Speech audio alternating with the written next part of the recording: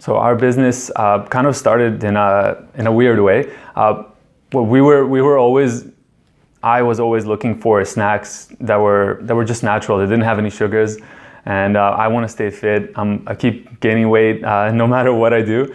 So just kind of just getting the right snacks and eating healthy during the day was what really got me. For example, like, you know, somebody brings chocolates from Japan, those Royce chips or whatnot to the office, and then you end up eating them, and then you end up getting fat. And then you don't look good, and you don't feel good. So the whole point of like bringing the berries in was introducing snacks to office places, to people, like, so they can snack healthy, and it's nutritious. It actually tastes good, and you can replace your regular snacks with these snacks. That was the kind of the first concept, but it was of course much harder than that. There are so many things that we went through when deciding kind of what to do. One is fresh fruit. Secondly is kind of dried fruit, and then there's freeze-dried fruit. So the problems we had with fresh fruit was that you kind of can't take it with you. You have to go to your office washroom, you have to wash it, that's really awkward. With dry fruits, like kind of sun-dried fruits, we found the problem in that nutrition was gone, so you basically had carbohydrates and sugars. So freeze-dried berries was super convenient because it's light, you could take it to work with you, you don't have to wash it, and it's crunchy and it tastes great. But to come up with that, I mean, we needed to source berries, of course, and that was the funnest part, because I have a family member in Serbia, which is where I'm from originally, and he's in the agricultural business. So I kind of reached out to him, and we talked for a while. And we decided, well, look, he said, there's a lot of farmers that are throwing away berries because they can't sell them. And I was shocked. People throw away berries, and especially when they're organic and grown by small family farms. And a lot of times as well, the governments, they don't, they buy the berries from the people at really low prices, kind of beyond the point where it's sustainable for them to keep living on the farm. So, okay, we decided to kind of exploit this and go directly to the farming communities, to the farming cooperatives, and buy berries from them directly. And then this is great, because the farmers, they're the ones, they get the money straight away, and we're not lowballing farmers. We're giving them like a really fair share of the money. And then we ship the berries here to Hong Kong directly, so there's no middleman. It's almost like a family business, let's say, like a traditional business. And we think that's the best value for Hong Kong customers, because our prices are not high, so you're getting really good berries. So the whole supply chain is really great, because farmers, they get a fair amount of money for the berries, and then the customers, they get the best berries farmed by locals in these super healthy lands. With no industry, no pollution, and that's really where we have an advantage. And in a lot of cases, like, for example, our berries as well, 3 out of the 4 varieties of berries that we import or that we bring to Hong Kong and package them here are wild. So they're actually picked in the forest, in the bushes. So they go with these little scoops, and they scoop berries out, and they sell it to us, and we bring them to Hong Kong. It's as easy as that. So, there's such a natural connection there with the farmers and the people who are eating the berries. So we have a blackberry, blueberry, and raspberry, and strawberries for our products, and I brought some to show you. When we decided to do some freeze-dried berries only, we did a lot of market research. We tried every single freeze-dried fruits available in the market, and sometimes we disappointed about the qualities. And actually, the biggest problem was they are not pretty.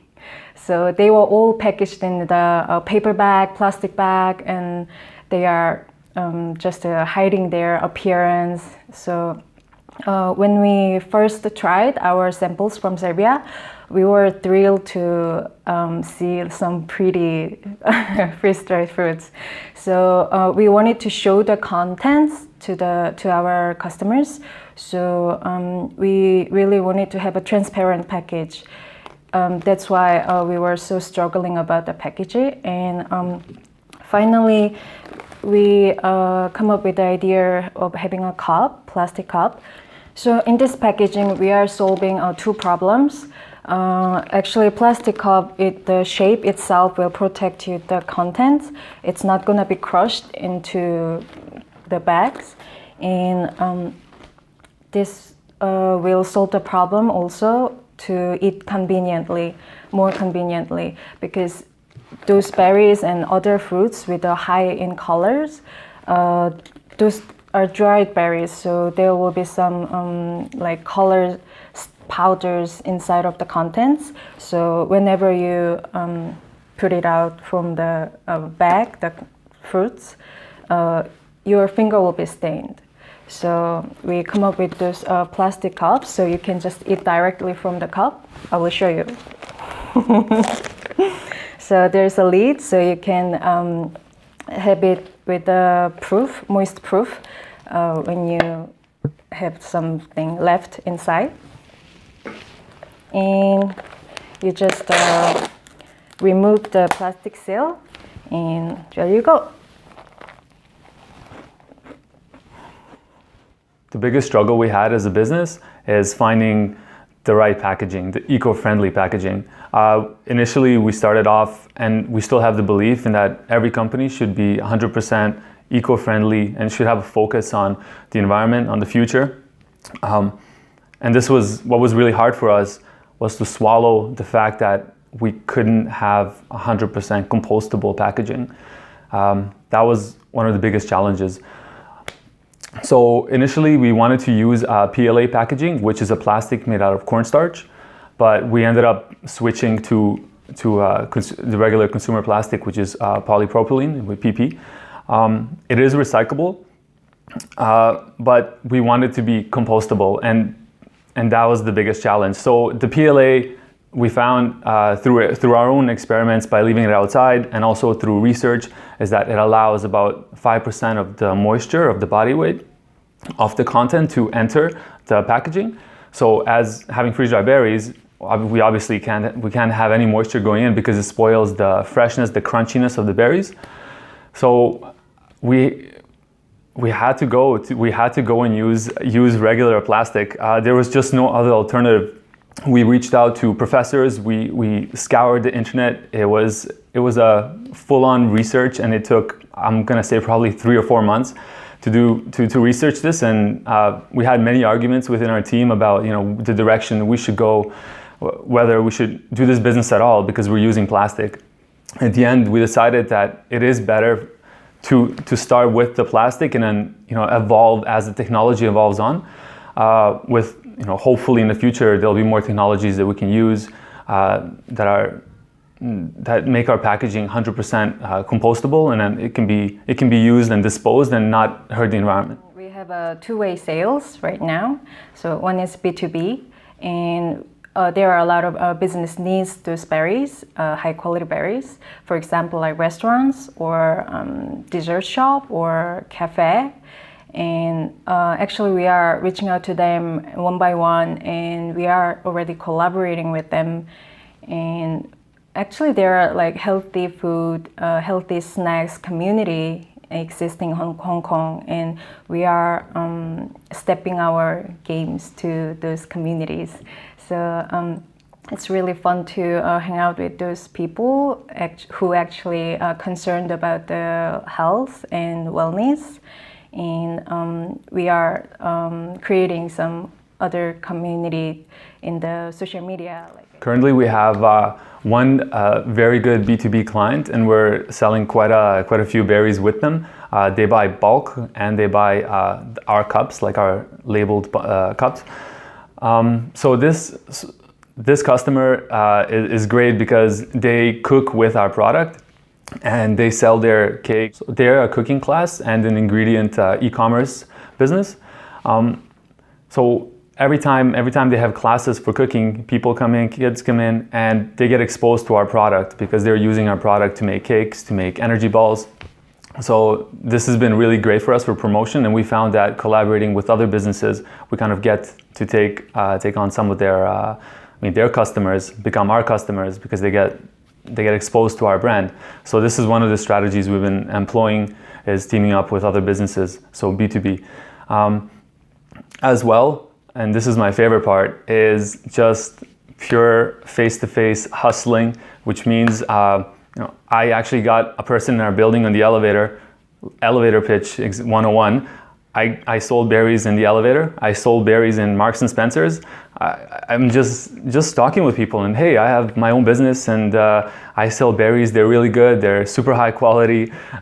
Once you try them, you can't go back, and that's been the case because people who buy, they come again, and that's the best part about it. So speaking of the competition, actually there are a lot of freeze-dried fruits available in the market right now, and we tried almost everything, and they are mostly from Thailand or China or US, and we found out they are very either not organic or sugar coated. So we wanted something like really fresh and raw and very organic, very healthy snacks. So when we decided to come up with this freeze-dried berries from Serbia, we were very thrilled. So being a startup, actually you need a lot of care with your budget control. And we did a lot of effort to save our cost in every single steps. For example, we incorporated ourselves to save the service fees, and we also saved some money from packaging. We did a lot of research, and we talked to a lot of sellers of those packages, and we really negotiated hard for MOQs, and and I think the smartest thing we did was we didn't really invest a lot of money. We tried all the creative ways to save those budgets. For example, to pack food in Hong Kong, actually you need a kitchen, fully licensed kitchen, but we didn't have like our offices then. So we talked to our friends who owns the restaurant, who has the licensed kitchen, and we negotiate with them, and we packed with like really low cost. And some rental kitchens are available too, but they are extremely expensive for us.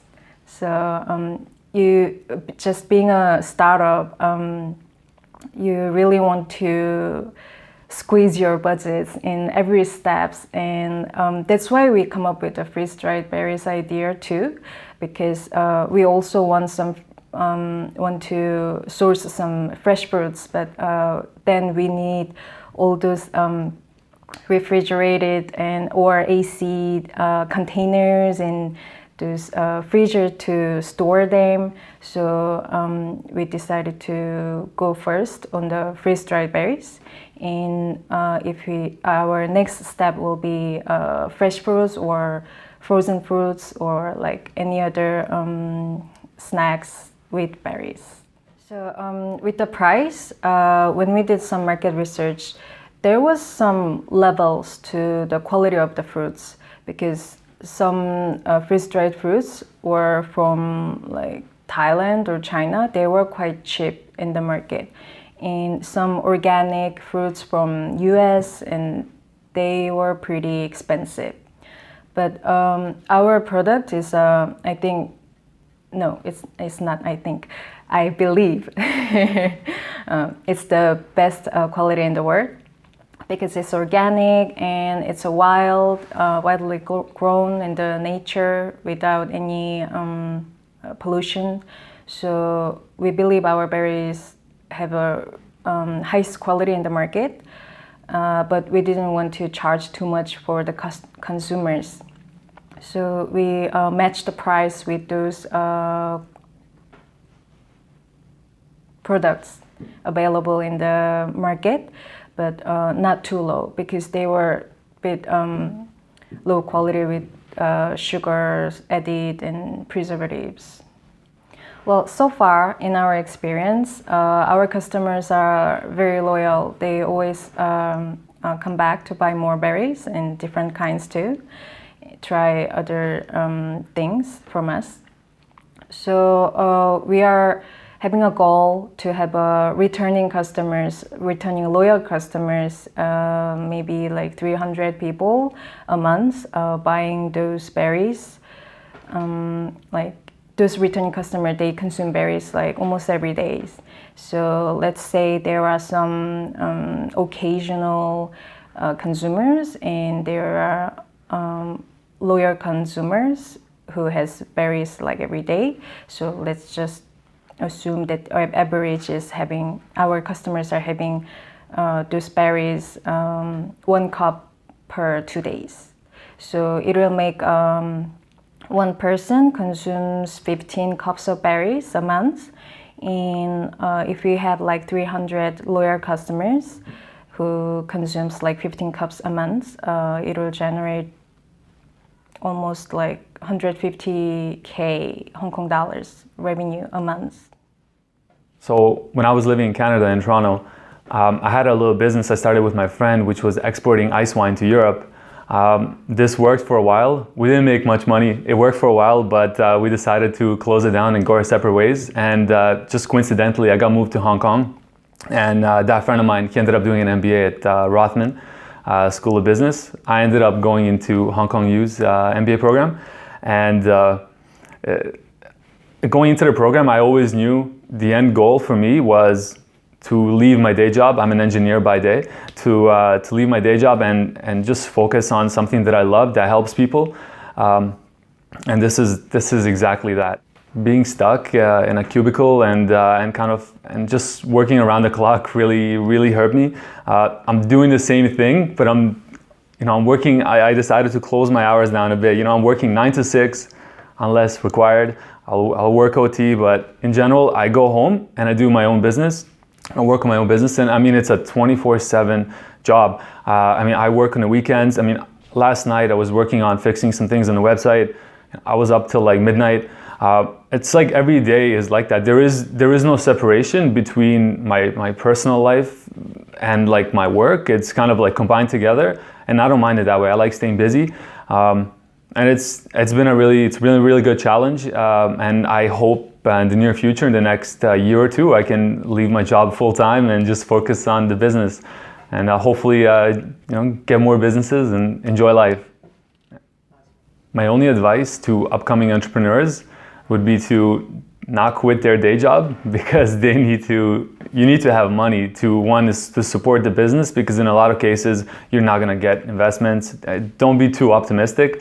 Be optimistic, but not too optimistic. You have to know that things don't work out in a lot of cases, and if they don't work out, you can always stay at your regular job. But make sure that you're not jumping jobs. Just stay at one job where you're already automated in what you're doing, and then that way you could put a lot of effort after work, on the weekends, and it's better than doing nothing anyway. So that's definitely the approach. Stay your job, move on, like get a business on the side, and then slowly, as you start to make enough money to cover your living expenses, then you can do the full jump. And I fully believe in that. I don't like not having money.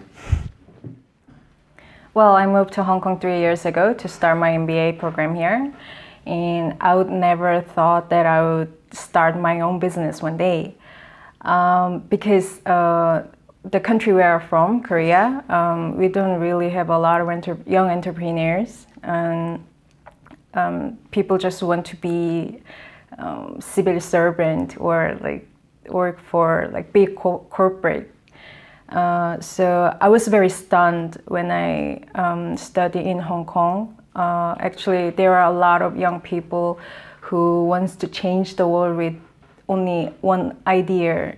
So they were very energetic and enthusiastic of what they are doing, and it really inspired me. So after my MBA program, I started working in startup industries, and that's when I got more idea about this entrepreneurship.